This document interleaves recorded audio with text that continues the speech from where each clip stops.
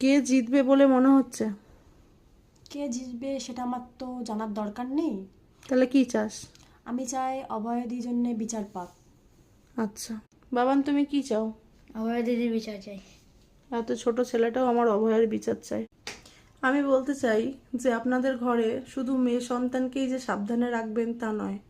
যদি আপনাদের ঘরে আমার সন্তানের মতন একটা ছোট ছেলে সন্তানও হয়, তাকে যেন এই জিনিসটাই আপনারা শেখান যে নারীকে সম্মান করা উচিত, নারীকে সবসময় ঢেকে রাখা উচিত নয়, ওনাদেরকে অনেক স্ট্রং বানানো উচিত, অনেক পড়ানো উচিত।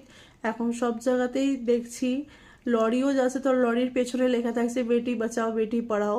এখন মেয়েদের জন্য অনেক শক্ত আইন হয়ে গেছে। এখন মেয়েদেরকে তো পড়ানো বাঁচানো অবশ্যই উচিত। এখন মেয়েদেরকে ফেলনা ভাবলে হবে না, সাথে সাথে নিজের ছেলে বাচ্চা থাকলে ঘরে তাকেও এই শিক্ষাটা দিন। প্রত্যেকটা নারী বোনের সমান, মায়ের সমান, সবাইকে সুনজরে দেখো, কুনজরে দেখো না।